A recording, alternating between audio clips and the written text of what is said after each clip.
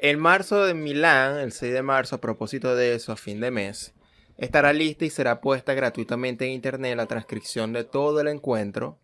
La transcripción está completa, están haciendo una encuadernación, la van a poner una tapa muy linda. Y después se podrá a disposición gratuitamente la conferencia que hablo del 6 de marzo en Milán.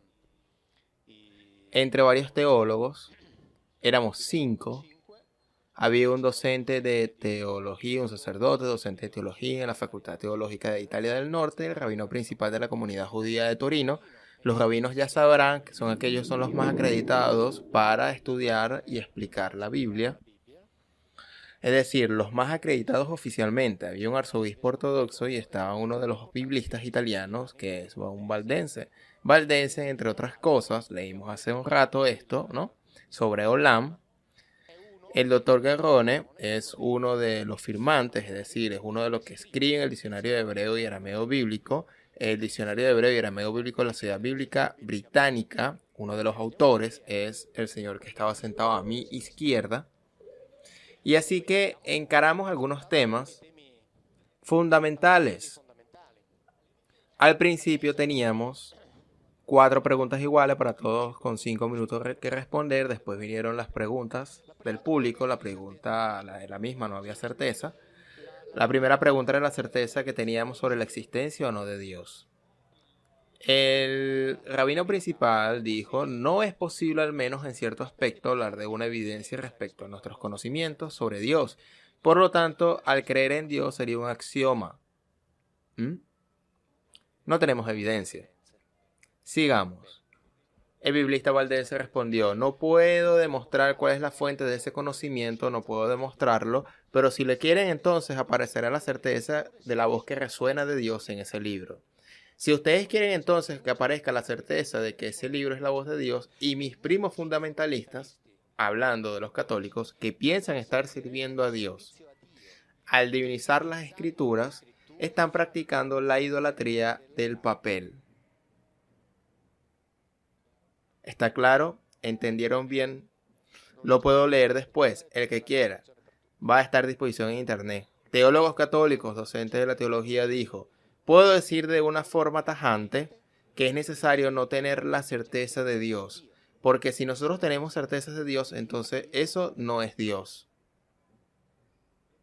El debate podría haber terminado acá. De acá en adelante, para mí ya estaba todo dicho. En el sentido de que cuando pusimos, yo no me ocupé de eso porque lo hizo otro, pero uno de los editores que organizó este debate lo llevó 1 año y medio para lograrlo, para reunir a estas personas. 1 año y medio. Porque nosotros queríamos que fueran profesionales calificados, no alguien de montón, no esos que me atacan en internet inventándose interpretaciones, exégetas, que son los conocedores de la Biblia que me tiran todo el tiempo. Queríamos gente con credenciales. Y lograron reunir estos profesionales destacados. Las respuestas fueron estas. Ahora no tenemos, dice el periodista, ahora no tenemos certeza de Dios. La segunda pregunta fue, ¿tenemos certeza sobre las traducciones? Y también ahí hicieron agua.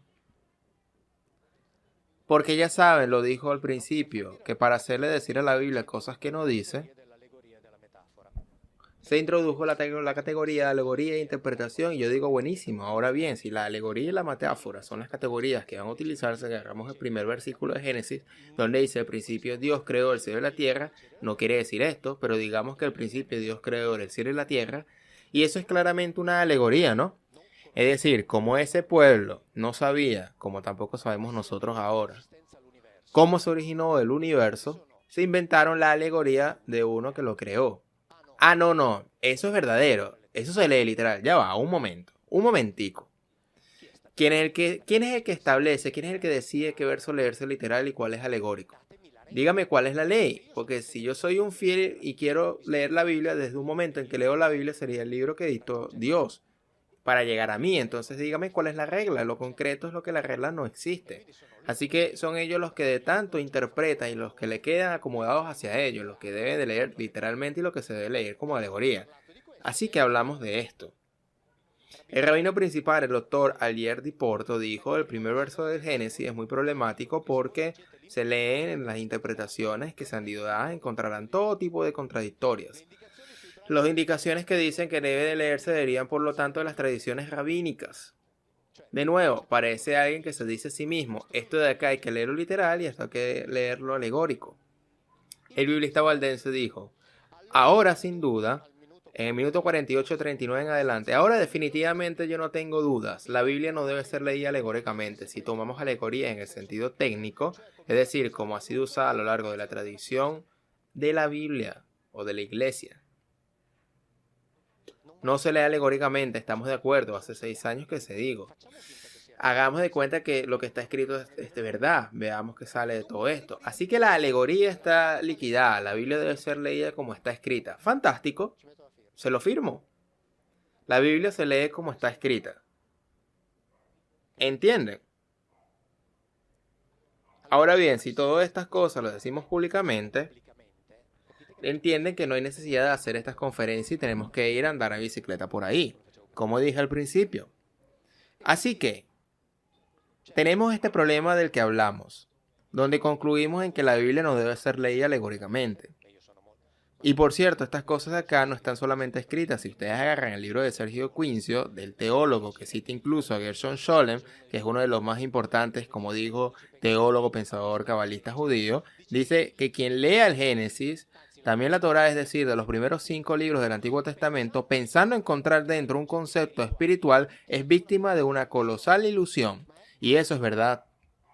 No tiene nada de espiritual. Nada, ahí, después de ese mundo espiritual existe, bueno, está bien, interprete que usted existe el mundo espiritual, yo no tengo nada que ver, pero la Biblia no habla de eso, la Biblia no se ocupa de eso, y punto.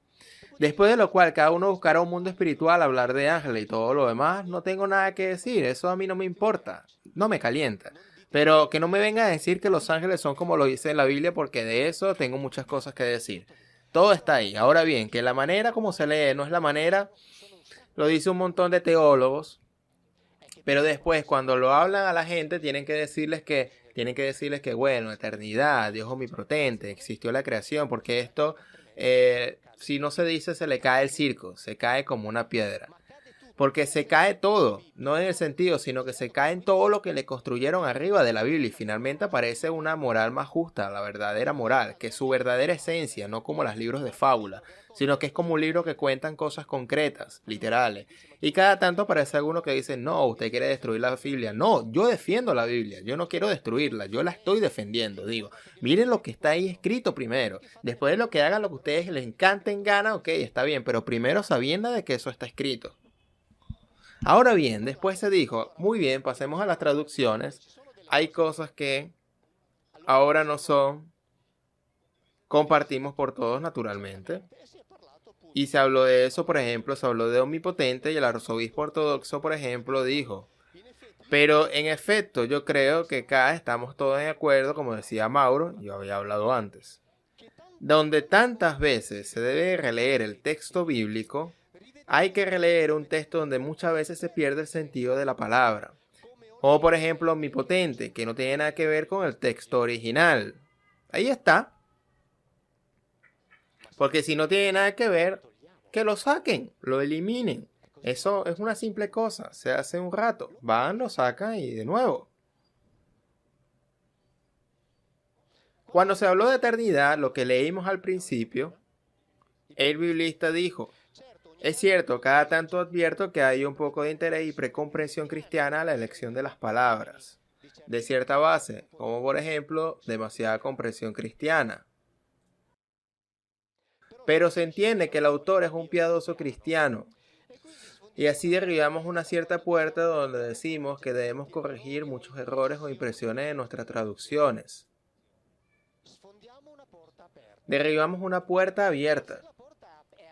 Pero si la puerta está abierta, este error de acá lo tenemos que cambiar ahora sabiendo que es un error. Y si sabemos que son errores y continuamos escribiéndolo, ya no son errores, son falsificaciones deliberadas.